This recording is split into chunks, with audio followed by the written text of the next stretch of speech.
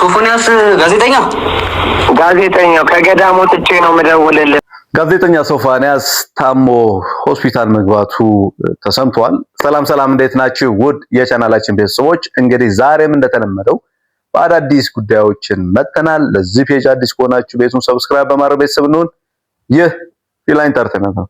ያው እንደሚታወቀው ከጥቂት ወራቶች በፊት ጋዜጠኛ ሶፎንያስ በጣም ከፍተኛ ውዝግብን የሚፈጥር አጀንዳ ሆኖ ነበር። ከኢትዮጵያም ሕግ በላይ ከአይምሮም ሕግ በላይ የሆነውን ድርጊት ተሳትፏል በማለት በጣም መነጋገሪያ ሆኖ ነበር። ከሱ ነገር ለመሸሽ ወደ ገዳም መግባቱን የጽሞና ጊዜ እንደሚፈልግ አሳውቆ ነበር። አሁን ደግሞ በዚህ ሁለት ቀን ደግሞ በጣም መነጋገሪያ እየሆነ ነው ያለው። ከ8 ወር በፊት ምንድነው የተፈጠረው? ጋዜጠኛ ሶፎንያስስ ምን አይነት ልጅ ነበር የሚለውን ትንሽ ህይወት ታሪኩን የሚገልጽ ከዛ ሲቹዌሽን አያይዞ አንድ ቪዲዮ አለ። ቪዲዮን አይተን እንጣ። ምን አደረኩ ትላለህ?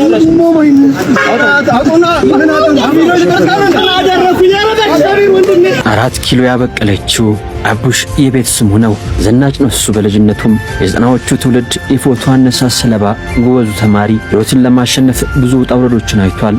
4 ኪሎ ማስቲካ አዟሪው ያኔ የደገፈችውን ሊስትሮ ዕቃ ዛሬም በክብር አስቀምጧታል። የአምባሳደር መንገድ የታክሲ ረዳቱ፣ የሰሜን ማዘጋጃው የፓርኪንግ ሰራተኛው፣ የፒያሳው ስፖርት ቤት ተላላኪና የጽዳት ሰራተኛ፣ ቀበሌም ቲያትር ክበብ ጎራ ብሏል። እንጀራ ለመብላት ብዙ ዞሯል። በብዙ ሙያ ቀዳዳዎቹን ለመድፈን ጥሯል። የመምህርነት ህልሙ የኮቶቤው መምህር፣ የማይክሮሊንኩ አካውንታንት፣ ስለ ህልሙ በነፃ ቀጠሩኝ ብሎ ለኢቲቪ ደብዳቤ ጻፈው። ህልመኛው ወጣት ጋሽ ውብሸት ወርቅ አለማው ጋር ተመላልሶ ስለ ማስታወቂያ ብዙ ልምድ ቀስሟል። ስለ እናቱ ቢያወራ የማይሰለቸው የዋት መልኳን፣ ግርማ ሞገሷን ዘበናይ ነበረች እኮ ሰላምዬ፣ እኔን ያላባት ስታሳድግ መልኳን ያጣች እናቴ፣ ይቿት የኔ ጀግና የዋት በ6 ወሬ ከጉልበታ ላይ አውላኝ ጉልበቷን ያጣች ብሎ ዛሬም ጥሏት መውጣት ዳገት የሆነበት በ60ኛ ልደት በዓሏ ላይ ሰርፕራይዝ ያደረጋት ካባ ደርቦ ዳግሜ ሞሸራት አበባ ያስበተነላት በርካቶች በታደሙት ዝግጅት በእንባ ያመሰገናት እጁን ነክሶ ስለሷ በእንባ የተናገረ ሶፊ የእናቱ ልጅ የባቡል ኬሩ የበጎ አድራጎት ድርጅት መጀመሪያው ጎብኚ ጋዜጠኛ ስለ በጎነቱ በወረቀት የተመሰከረለት ታዋቂ ሰዎችን ወደዚህ ደጅ የሰበሰበ ስለ መልካም ስራው ተቆሞ የተጨበጨበለት ጋቢ የሚደረብለት አምባሳደሩ የሙያችን ተምሳሌታችን ኢቲቪ ገብቶ ህልሙን የኖረ የኢቲቪን በር ከፍቶ የገባ ኮምፒውተሩ ላይ ቁጭ ብሎ ሳለፈበት እንጀራ የጎለጎለ በመረጃ ራሱን ለማብቃት ጥረት የሚያደርግ ህልሙን ለመኖር ብዙ ውጣ ውረዶችን ያለፈው ልጅ ዛሬ ህልሙን እየኖረ ነው።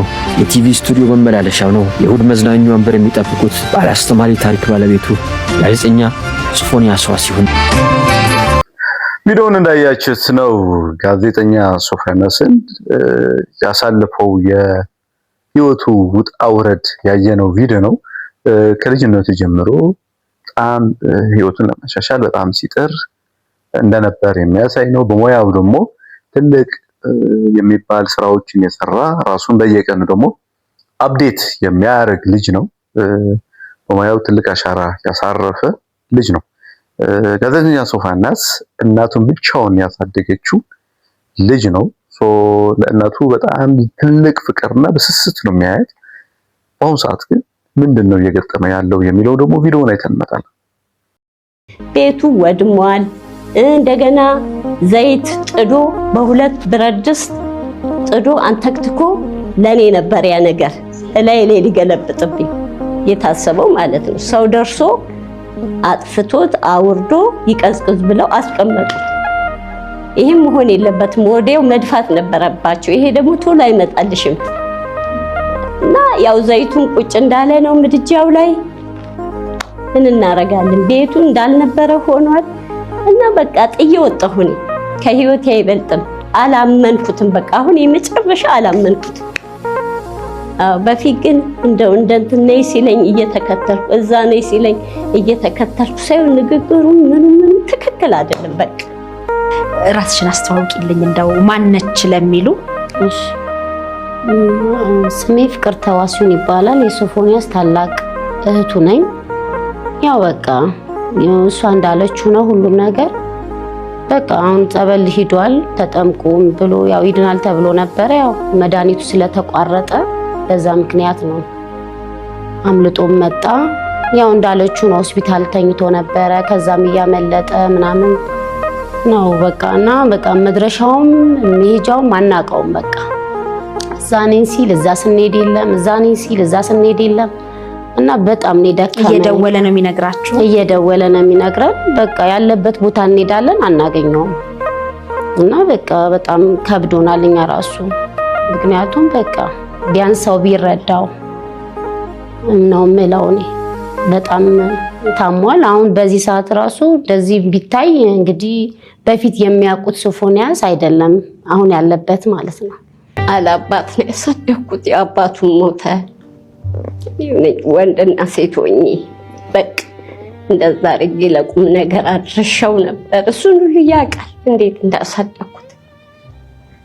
አሁን መጨረሻ ላይ ምን እንደጠለፈብኝ አላውቅም። እንደዚህ እንዳደረገው አይምሮውን እስኪነካው ድረስ ያበቃው ምን አውቃለሁ። አሁንም ፈልገው አድኑልኝ፣ አድኑልኝ ወገኖቼ፣ አድኑልኝ። በሰማይ በምድር ታገኙታላችሁ።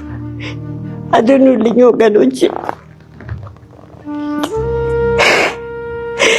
ሶፎንያስ እንደዚህ አልነበረም። ሶፎንያስ ለሀገር የሚበቃ ልጅ ነበር። አዛኝ ነው፣ ለማንም አዛኝ ነው። ወገኖቼ ታውቁታላችሁ ሶፎንያስ እንዴት እንደነበረ። አሁን ተበላሸብኝ። አድኑልኝ ወገኖቼ፣ ወገኖቼ ከእግዚአብሔር ታገኙታላችሁ። አድኑልኝ ብቻ፣ ይሄን ነው የምለው። አሁን እርስዎ ከቤትዎት ርቀውን ያሉት? አዎ ከቤት ወጥቼ ነው ያለሁት። አዎ ህይወቴን ለማዳን እንደዛ ነው። በቃ አልፈልግም፣ አስጠላኝ። ቤቱ ራሱ በጣም አስጠላኝ፣ ያስጠላኝ። ሰው ሁሉ ምንም የሚጠይቀኝ የለም። ሁሉም በቃ ችልተኛ ሆነኝ። ምንም በቃ ተጠይፈውኛል እኔን ራሱ። ስለዚህ እኔ ልጄን ብቻ መድኃኔዓለም ክርስቶስ ከነሱ ጋር ይርዳኝ ነው በቃ። ያድኑልኝ። ያኔ በተፈጠረው ነገር ነው መገፋቱ መገለሉ የመጣው? አዎ በሱ ነው። አንድም እሷንም ከዛ በኋላ ነው በቃ ያው እኔ አይዞሽ ነው የምላት። አይዞሽ ሁሉም ያልፋል፣ ቀን ያልፋል፣ ተረጋጊ ምናምን ነው የምላት። ምክንያቱም እግዚአብሔር ቀን አለው ለሁሉም የሚለውን ነው በቃ። እሱ ለሰራው እሱ ላጠፋው ጥፋት እርሶ ለምን ተጠያቂ ይሆናሉ? እኔ በቃ ምን አውቄ። ማግለል እኮ የለባችሁም ቤተሰባውን በፍጹም። እኔ እንዳደርሽ ነው ያሉኝ። በሱ ምክንያት እንዳደርሽ ምን አድርጌ ነው በቃ ሁሉም ገለልተኛ ስላደረገኝ ቀረሁላቸው። አዎ ይሄ መሆን አይገባውም። በእግዚአብሔር ዘንድ ቆራቢዎች ናቸው፣ እኔም ቆራቢ ነኝ። ይሄ አይገባም። አብረውኝ መሞት አለባቸው እስካለ ድረስ በቃ ይሄ ነው የኔ ግምት። ስለዚህ በጣም እኔ ጨንቆኛል። አሁን የእሱን ህይወት አድኑልኝ። ከባድ ነው፣ በጣም ከፍተኛ ነው ህመሙ። ቪዲዮውን እንዳያችሁት ነው። ይሄንን ኢንተርቪው የተካሄደው ጋዜጠኛ ሶፎንያስን በፌስቡክ ፔጁን አንድ ጽሁፍን ካጋራ በኋላ ነው። ጽሁፉን የሚለውን እናቴ ምን ሆነችብኝ ስለ እናቱ መሞቷን በጻፈበት በዛ ሲቹዌሽን ነው። እናቷ ደግሞ እኔ ያለሁኝ በማለት ነው ቪዲዮውን የተሰራው። ሶፎንያስ ላይ ምንድነው እየገጠመው ያለው ደግሞ አጠቃላይ ቪዲዮውን እንዳየነው ነው። ያ በስስት የሚያያት ስትናገር ሲያያስ የሚያለቅሰውን ያ ልጅ እናቱን እስከ መግደል ድረስን የሚያደርስ ሲቹዌሽን ላይ በህይወቱ ላይ እየተፈጠረ ነው ያለው። ስለዚህ ጋዜጠኛ ሶፎንያስን የአይምሮ መታወክ እንዳጋጠመውን እና ለኢትዮጵያ ሕዝብ ልጄን አድኑልኝ የሚለውን ንግግር ተማጽኖን ተላበሰ ንግግር ነው እናቱን ያስተላለፉት መልእክት። ጋዜጠኛ ሶፎንያስ ከገዳም እንደወጣ ኢሚዲየትሊ ስልክ ደውሎ የተናገረው አካል አለ። መጀመሪያ ሶፎንያስን ያጋለጠው ያ ሰው ወደሱ ደውሎ የቃሉን ደግሞ በሪከርድ የተደረገ ድምጽ አለ። ቪዲዮውን ደግሞ አይተንመጣለን። ሶፎንያስ ጋዜጠኛው ከገዳም ወጥቼ ነው የምደውልልህ። መጀመሪያ አንተ ጋር ነው የደወልኩት፣ ማንንም አላገኘሁም። ጋዜጠኛ ሶፎንያስ ተመልሷል። ነገር ግን ሁለት ግራ የሚያጋቡ ሀሳቦች አሉ። በመጀመሪያ እንደተመለሰ የደወለው ላጋለጠውና አዳማ እንግዲህ ላስደበደበው ለፍሬዘር ነበረ። ለሱም እንግዲህ የነገረው ነገር አለ። ገዳም ሂጄ ለ6 ወር ከ16 ቀን ቆይቻለሁ። ብዙ ገዳማት አልተቀበሉኝ ነበረ። አንድ ገዳም ብቻ ነበር ተቀብሎ ደብቆ ሱባኤ እንድከታተል ያደርገኝ ብሏል። አሁን ደግሞ እንግዲህ ከመጣ በኋላ ባይፖላር ዲስኦርደር የአእምሮ ህመም ውስጥ ነኝ፣ ሆስፒታልም እገኛለሁ ብሏል። ሁለቱ እንግዲህ የተለያዩ ሀሳቦች ናቸው። ለፍሬዘር ያወራውን እስኪ ላስደምጣችሁ። ይሰማል? አዎ ሶፎንያስ ጋዜጠኛው ከገዳም ወጥቼ ነው የምደውልልህ። መጀመሪያ አንተ ጋር ነው የደወልኩት፣ ማንንም አላገኘሁም። በፌስቡክ ህዝቡን ይቅርታ ጠይቄያለሁኝ።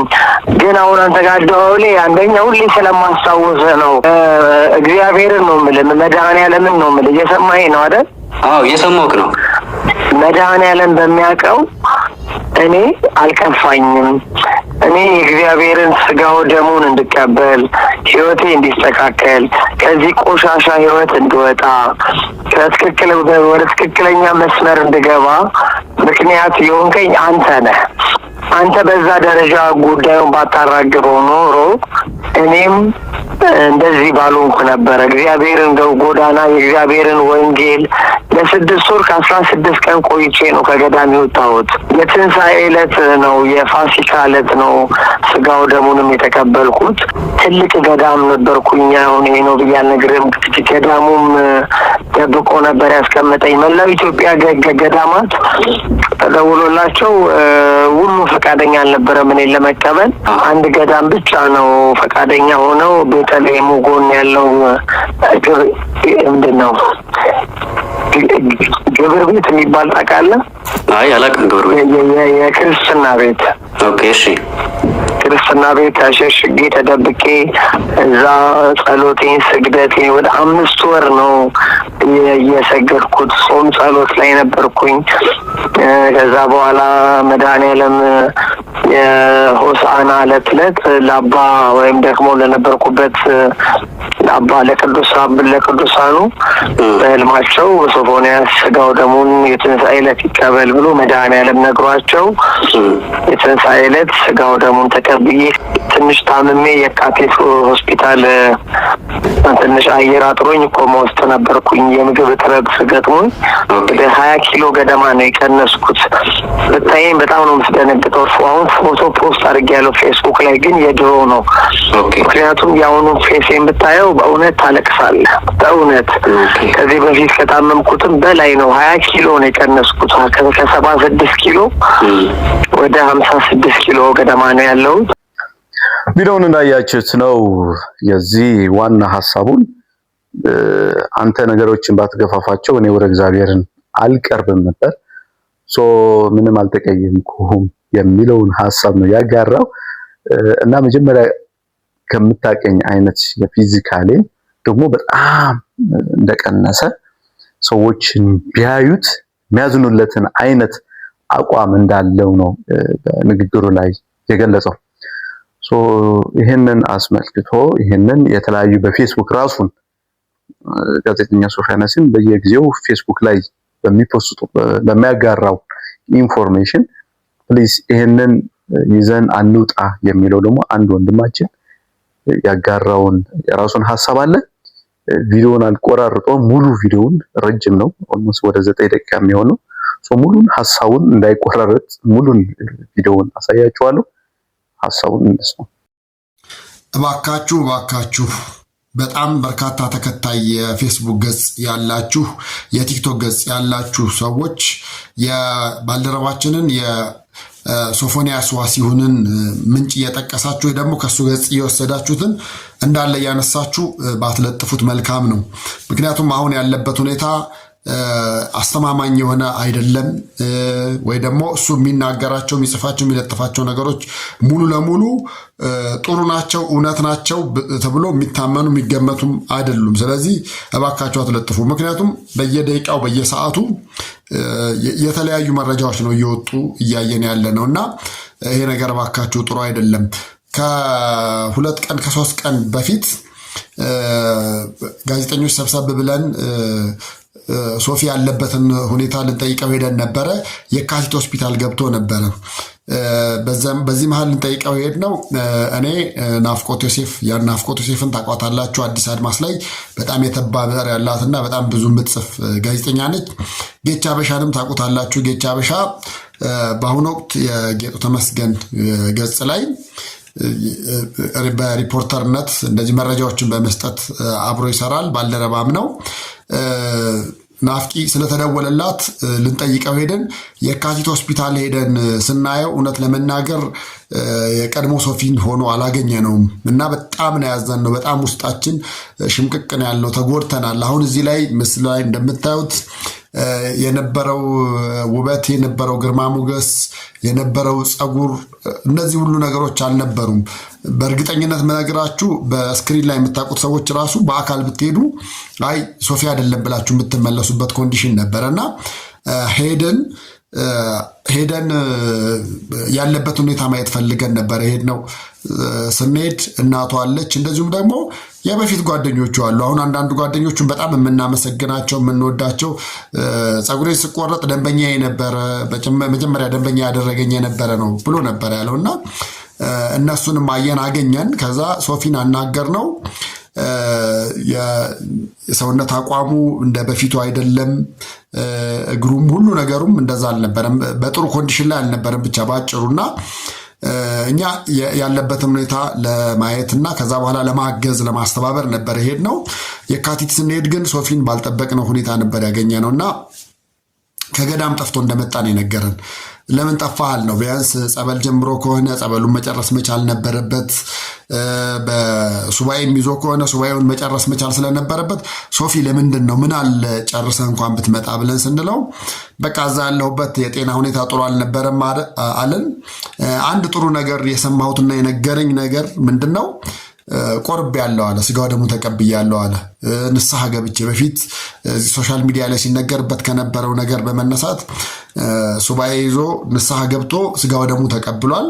ስጋው ደግሞ መቀበሉ እጅግ በጣም ደስ የሚል ነበረ። በጣም ብዙዎቻችን ያንተን ጸጋ ወይ ደግሞ እንደው አንተ ያገኘውን ክብር ያድለን ነበረ ብለን ያልነው፣ ግን በሚገርም ሁኔታ ገዳም ውስጥ እያለም ገዳም ያሉት መነኩሴም አባውም በጣም አበምኔቱ በጥሩ ሁኔታ ይዘውት ከሌሎች ጋር እንኳን እንዳይሆን አድርገው ለብቻቸው ክፍላቸው እያስተኙት እንደነበር ነው የነገረን። ከዛ በኋላ ግን ጠፍቶ በእግሩ ነው የመጣው። እንግዲህ አይ ቲንክ እሱ እንደነገረን ከ100 ምናምን ኪሎ ሜትር በላይ ነው፣ ረጅም መንገድ ነው።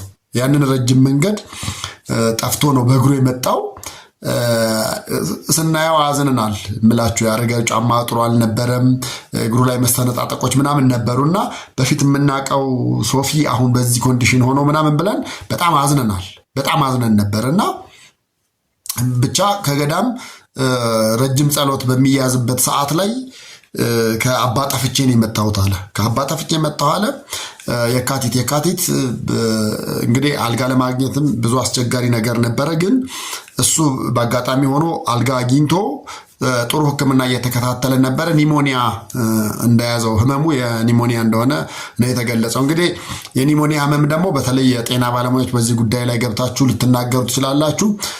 መድኃኒቱ መቋረጥ የለበትም፣ ክትትል መደረግ አለበት፣ በየሰዓቱ መወሰድ መቻል አለበት፣ ምግብ መብላት አለበት። እነዚህ ነገሮች ሁሉ ሆስፒታል ያሉት የካቲት 12 ያሉት እያገዙት እንደነበር ነው ያየነው የተረዳ ነው። ስንገባም እኛ ራሱ ማስክ ራሱ ነው የሰጠን። እንደውም አድርጉ ጥሩ አይደለም የሚተላለፍ ህመም ነው ብሎ ሶስታችንም ማስክ አድርገን የገባ ነው። አየነው፣ አገኘነው፣ ደስ አለን። እንደገና ከዚህ በፊት በተነገረው በሆነው ነገር የሆነውን እግዚአብሔር ነው የሚያውቀው። እኛ ሁላችንም ሆኗል የሚባለው ነገር እርግጠኞች አይደለንም፣ ግን ፈጣሪ ነው የሚያውቀው።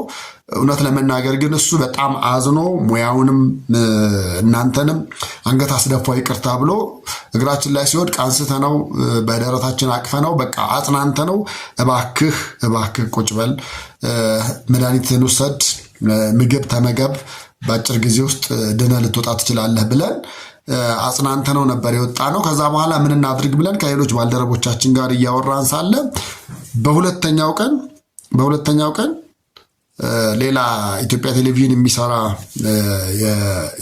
የማቀው ጋዜጠኛ ደወለልኝ እና ምንድነው ብለዋለው ሶፊን አገኘሁት የት አገኘው 4 ኪሎ ምን ያረጋለው አለው ከካቲት ሆስፒታል ጠፍቶ ነው የመጣው አለ ከካቲት ሆስፒታል ጠፍቶ መጥቶ ነው አለ አስቡት እንግዲህ ገዳም ያለውን ነገር ሳይጨርስ ጠፍቶ መጣ በእግሩ ነው የመጣው ከ100 ምናምን ኪሎ ሜትር በላይ እንደገና ደግሞ የካቲት ሆስፒታልም ደግሞ መጥቶ ህክምናውን እየተከታተለ ሳለ ከዛም ከየካቲትም ጠፍቶ መጣና በፌስቡክ ላይ የሚፖስታቸው ነገሮችም ጥሩ አልነበሩም እናቱ እንዳረፉ አይነት ነገር ገደሉብኝ ምን አሉብኝ እያለ ነበር የሚፖስተውና እኔም እዚህ ላይ ወጥቼ ለመናገር ያስገደደኝ ነገር ቢኖር ይሄ ነው የሱ አይምሮ የማይመጥነውና ይሆናል ብለን ማናስባቸው ነገሮች ናቸው እዛ ላይ እየተለጠፉ ያሉትና ሌሎች ትልልቅ ገጾች ብለን በሚሊዮን ተከታይ ያላቸው ብለን የምንላቸው ደግሞ ከሱ ያነሱ እግዚአብሔር ይመስገን ምሮኛል እግዚአብሔር ይመስገን እንዲሆኛለሁ እግዚአብሔር ይመስገን አሁን ሃሌሉያ ሆስፒታል ገብቻለሁ ከዛ ወጥቼ ደግሞ እንዲሆኛለሁ በቃ እና እያንዳንዱን እግር በእግር እየተከተሉ የሚለጠፍ ነገር ነው ያለውና ሶፊ አሁን ባለበት ኮንዲሽን ላይ የአይምሮ ህመም ችግር እንዳለበት ነው የሱን ሁኔታ የነገርናቸው የጤና ባለሙያዎች የነገሩንና ይሄ ነገር ቢያንስ እስኪስተካከል ድረስ እንኳን በከሱ ገጽ ላይ የሚለጠፉ ነገሮችን አታውጧቸው አሁን እንደውም ይሄንን ቪዲዮ ልሰራ መረጃዎች እያገላበጥኩ ሳለ ደግሞ ባልደረባችን መሲ ላይ ሸገር ኢንፎ የምትሰራው መሲ ላይ እናትየውም ቀርባው እህቱም ቀርባ እየወሩ እንደነበረ ሰማና ይሄ ነገር በህይወታችን ማንኛችንም እንደሚያጋጥመን ምንም አይነት ዋስትና የለብንም ወደፊት ማንኛችንም የአይምሮ ችግር ያጋጥመን የምን ችግር ያጋጥመን የምናውቀው ነገር የለም ሶፊ በዚህ ደረጃ ያለ ልጅ እዛ ሁኔታ ውስጥ ይገባል ወይ ደግሞ በእንደዚህ ያለ ኮንዲሽን ውስጥ እናየዋለን ብለን ማንኛችንም ማስበንም ወስነንም አናውቅም እኛ ጤናው ተመልሶ ወደ ሙያው እንደሚመለስ ነበር የነገርነውም አፕሪሺየት ያደርግነውም ያለነው ግን እውነት ለመናገር ምንም ያሉት ነገሮች እያንዳንዱ በየቀኑ አዳዲስ ነገሮች ናቸው ስልኬን ሰረቁኝ ይላል ከስልኬን ከዛ በኋላ አገኘሁትኝ እንደገና እናቴን ደግሞ ገደሉብኝ እንዲያረጉብኝ እናቴን አጣሁሽ እና አንዳንዶች ኮሜንት ላይም ስትገቡ በጣም ሞራል የሚነካ ኮሜንት ማይተናል ከዛ ባሻገር ደግሞ የሚያጽናኑ እንደው የቅርብ የሆናችሁ ሰዎች ካላችሁ ስልኩን ተቀበሉት የሚሉ ነበር ያሉት አቻሬ ጫማ በዚህ አጋጣሚ ያው የተወሰነ እየለፋ እንደሆነ እሱ ጋርም ተደጋጋሚ እየተደወለ እንደሆነ አይቻለሁ ስማችሁን ማልጠቅሳችሁም የቀድሞ ባልደረቦቹ ደግሞ ለሱ መልካም ምኞት እየተመኛችሁና ቴዲ ምን ሁኔታ ላይ ነው ያለው የሰማችሁት ነገር የምታውቁት ነገር አለ ወይ ብላችሁ በቀን ዛሬ ራሱ በጣም ብዙዎች ደውላችሁልኝ ነበረ አቃለሁኝ እና ሶፊ ያለበት ሁኔታ ብቻ ባጭሩ ጥሩ ስላልሆነ እንደዚህ ለገጽ ማበልጸጊያም ለምናምን ተብሎ ብቻ ግን ከሱ ገጽ ተወስዶ የሚለጠፉት ነገሮች እውነተኛ ስላልሆኑና ትንሽ አይምሮ ውስጥም ችግር እንዳለ በጤና ባለሙያዎችም ተነግሯል ሁላችንም እያየ ነው ያለነው ዝም ብለን በቀላሉ እንኳን የምንረዳው አይነት ነገር ስለሆነ እባካችሁ በተቻለ መጠን ምንጭ አድርጋችሁ አትጥቀሱ ጭራሽ ባትለጥፉትም ጥሩ ነው ወደ ጤናው እንዲመለስ ወደ ተሻለበት ነገር እንዲመለስ ሁላችንም እንመኛለን ይቺ መልእክት ለማስተላለፍ ነው በዚህ አጋጣሚ የመጣሁትኝ እወዳችኋለሁ አከብራችኋለሁ ይሄን ገጽ መከተል የምትፈልጉና ሁሌ አዳዲስ መረጃ እንዲደርሳችሁ የምትፈልጉ ካለ የፕላስ ምልክቱን ተጫኑ ሶፊ ወደ ቀድሞ ጤንነቱ እስኪመለስ ድረስ እባካችሁ ስለሱ ከሱ ገጽ ላይ የወሰዳችሁ አትለጥፉ ሌሎች ነገሮችንም አይሁን እስኪሻለው ድረስ እግዚአብሔር እንዲረዳ ሁላችንም እንመኛለን መልካም ጊዜ ቻው ቪዲዮውን እንዳያችሁት ነው በጣም ቪዲዮውን ረጅም ነው ግን የሚገርም ሐሳብ ነው ያንጸባረቀው ቪዲዮውን ሐሳቡን ዋና ሐሳቡን አንደኛ ሶፊያናስን በፌስቡክ ፔጁን የሚለጥፈው ያንዳንዱ ያመጣችሁ ቪዲዮ አትስሩበት እንደዚህ ብለዋል አትበሉ ምክንያቱም የሚናገረውን አንደኛው ከአንደኛው የሚጣረስ ነገር አለ የሚለው ሐሳብ ነው ይሄንን የሚሆነው ደግሞ ልጁ ከአይምሮው ልክ ስላልሆነ ነው በትክክል የሚያደርገውን የሚያቅ ልጅ አይደለም በአሁኑ ሰዓት ያለው ሲቹዌሽን እና ወደ ህክምና ሄደን ባየነው ነገር በጣም ልባችን የተነካ በጣም ያዘነው በማየታችን በጣም ያዘነው ነው ሶፊ እንደምናውቀው ያንን ግርማ ሞገስ የነበረውን ልጅ እዚህ ጋር አሁን ባየነው ነገር ልባችን ነው የተነካው በጣም ልዩነት እንዳለው የሚያሳይ ነገር ነው። ሲቀጥል ደግሞ አንድ ነገር ደግሞ የተናገረው መጥፎ ሐሳብ ነገር አለ። ምድር ላይ ምንም ዋስትና የለንም፣ የሚያስመካ ደግሞ አይደለንም። ይሄንን ልጅ እንደዚህ ይሆናል ተብሎ የሚጠበቅ ነገር ደግሞ አልነበረም። ስለዚህ ይሄንን ልጅ አይምሮን ታሟል፣ መታከም ያስፈልጋል። ማንም ሰው ደግሞ የሚገጥምበት እድል ደግሞ አለው የሚለውን ሐሳብ ነው ያጋራው ስናሳጥረው ማለት ነው። ይህንን ቪዲዮ ሳይ አንድ ነገር ትዝ አለኝ። አይ ቲንክ በሆነ የፍልስፍና መጽሐፍ ላይ ነው ያለውና የሆነ ልጅ ለአንድ ሴት ነው የሚጠይቃት፣ እዚህ ማበድን ትፈራለሽ ወይ? እብድ እንዳትሆኝ ትፈራለሽ ወይ ሲላት፣ እኔ አልፈራም። ለምን እፈራለሁ? ምክንያቱም እኔ ካበድኩኝ እብድ ከሆንኩኝ እኮ ለማደርገው እያንዳንዱ እየፈለኩኝ ባደርግ ከአይምሮዬ ጋር ስላልሆንኩኝ ለኔ የሚገባኝ ነገር ምንም ነገር የለም። ለኔ ሳይሆን ለሚቀረው ሰው ግን አዝናለሁ አለች። ይሄ ማለት እሷን ፕሮቴክት ለሚያደርጉ ሰዎች ግን አዝናለሁ። ምክንያቱም እነሱ ከቀልባቸው ከአይምሯቸው ጋር ስለሆኑ በሚያዩት ነገር ልባቸው ይቆጣል፣ ልባቸው ይሰበራል።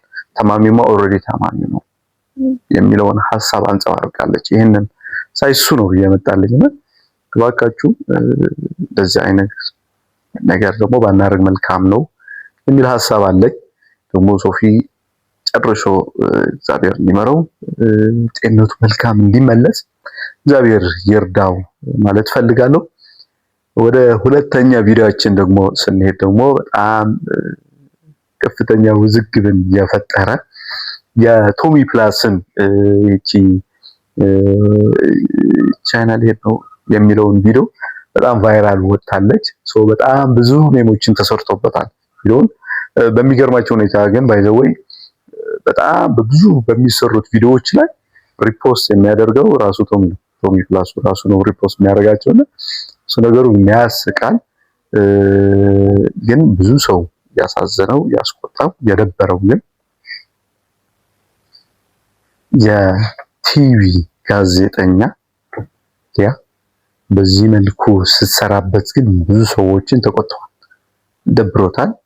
እና ስለሱ መጀመሪያ ስለ ቶሚ ቻይና ሄዳለሁ ያላትን ቪዲዮ ትንሽ ያጠረልች ቪዲዮ እና ከሊያ ጋር የሰራችውን ቪዲዮ አያይዘን እናቀርበዋለን። ታዋቂዋ የቻናል ዋን ቴሌቪዥን ጋዜጠኛ ሊያ ቻይና ሊሄድ ነው በማለት በቶሚ ፊትነስ ላይ ለመቀለድ ያደረገችው ሙከራ ሰፊ ትችት እያስተናገደ ነው። ሊያ በብዙሃኑ ዘንድ ትልቅ ክብር የሚሰጣት ጋዜጠኛና የቴሌቪዥን ፕሮግራም አቅራቢ ስትሆን ቶማስ ወይም ቶሚ ፊትነስም እንዲሁ በማህበረሰቡ ዘንድ ትልቅ ቦታ ያለው ሰው ነው። ይሁን እንጂ ሊያ የሰራችው ይሄው የፌዝ ቪዲዮ በብዙዎች ዘንድ ከተከበረች ጋዜጠኛ የማይጠበቅና የሰውን ክብር የሚነካ ስላቅ ነው በሚል ከፍተኛ ቅሬታን አስነስቷል። በአንጻሩ ደግሞ ጉዳዩን ቀለል አድርገው ያዩትና ተራ ቀልድ ነው የሚሉ ወገኖችም አሉ። ከትልቅና ከተከበረ ጋዜጠኛ እንዲህ አይነት የሰውን ስሜት የሚነካ ፌዝና ስላቅ ማድረግ ተገቢ ነው ወይስ ጉዳዩ ተራ የማህበራዊ ሚዲያ ቀልድ ነው? የእናንተን የቁም ነገር አስተያየት በኮሜንት አጋሩኝ። ቪዲዮንም ሼር አድርጉት። መልካም ጊዜ።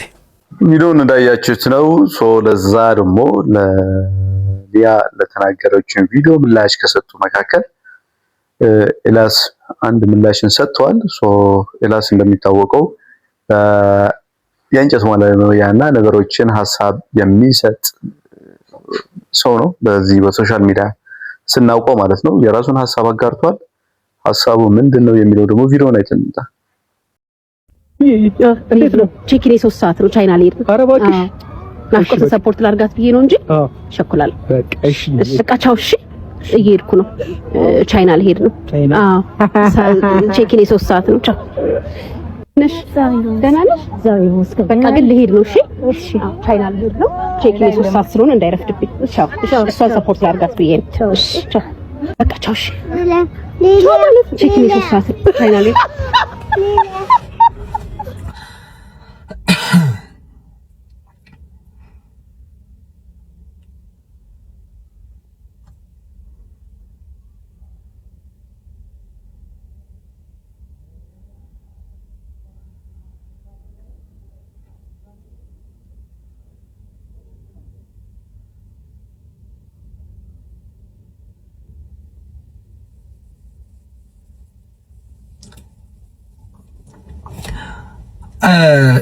ይደርስሻል፣ ይሄ ቪዲዮ ይደርስሻል እርግጠኛ ሆኜ። ኮሜንቱ ለምንድን ነው ኦፍ ያደረግሽው? ከዚህ ጋር ሐሳቤን ኮሜንት ላይ አስፍሬልሽ ልወጣ ነበር። እኔ ኮሜንቱን ስከፍተው ኦፍ አድርገሽዋል። ኮሜንቱን ኦፍ ያደረግሽበት ምክንያት የሰራሽው ቪዲዮ ልክ አይደለም። አሁን በቶማስ መቀለድሽ እኮ አይደለም፣ ይቀለዳል፣ ቀልድ ኖርማል ነው። ግን አንቺ መቀለድ የለብሽም ነው። አንቺ ወይ አርቲስት ነሽ ወይ ጋዜጠኛ ነሽ። አሁን ኮሜንቱን ኦፍ ስታደርጊው እኔ መጥቼ እዚህ ጋር ቪዲዮ ሰራ የለ፣ ከዛ ሰዎች ደግሞ መጣው ኮሜንት ላንቺ ነው የሚጽፉት፣ ለኔ አይደለም። ከዛ ኮሜንት ሲጽፉ ትመጪና ታነቢዋለሽ። ከዛም በምታነቢው ኮሜንት ሊደብርሽ ይችላል። አይ በቃ ኮሜንቱን ኦፍ ከምታደርጊ ቪዲዮ አንተ ወስብሰሽ አስቆሽ ምናምን ሰርተሽ ይሆናል። ልክ የሆነ ደስ የማይሉ ኮሜንቶች ስታይ ልክ አይደለም እንዴ ብለሽ ነቃ ደንገጥ በቪዲዮ ኦፍ ይደረጋል። እናንተ ጋዜጠኞች ናችሁ፣ የአርቲስቶች ናችሁ። ህዝቡ ላይ መቀለድ አትችሉም። እኔ እኮ መብቴ ነው ቶማስ ላይ መቀለድ መብቴ ነው። ግለሰብ ነኝ እኔ። የሆነ ሰው መጥቶ መቀለድ ሜመሮች መቀለድ ምናምን መብታቸው ነው። እናንተ ግን አትችሉም፣ እውነት አትችሉም። እናንተ እንደዚህ አይነት ቀልድ መቀለድ በቀልዶች የቀዛ ሆናችሁ ትስቃላችሁ ምናምን እንጂ የሆነ ሰው ሲፎገር የሆነ ሰው ሲሰደብ ምናምን መታችሁ መሳቅ ማንጓጠጥ ምናምን እናንተ አትችሉም። የማርያምን የምሬን ነው። ቪዲዮውን እንዳያችሁት ነው ኤላስ የራሱን ሐሳብ አጋርቷል። ስለዚህ አጠር ብናደርገው አንቺ ፖስት ስታርጊው የኮሜንት መስጫ ቦታ ላይ ዘግተሽዋል። ይሄንን ልክ አለመሆኑን ልቦናሽን ያውቃል። ስለዚህ ይሄንን ያደረግሽው ነገር ትክክል አይደለም፣ ካንቺ የሚጠበቅ አይደለም፣ ለክብርሽም ትክክል አይደለም የሚለውን ሐሳብ ነው ያንጸባረቀው ኤላስ ማለት ነው። ስለዚህ አጠቃላይ ቪዲዮውን ከወደዳችሁት ላይክ እና ሼር በማድረግ ሌሎችን እንዲጋሩ ሊያዩት አድርጉ ማለት ፈልጋለሁ። በሌላ ጊዜ በሌላ ቪዲዮ እስከምንገናኝ ደህና ሁኑ።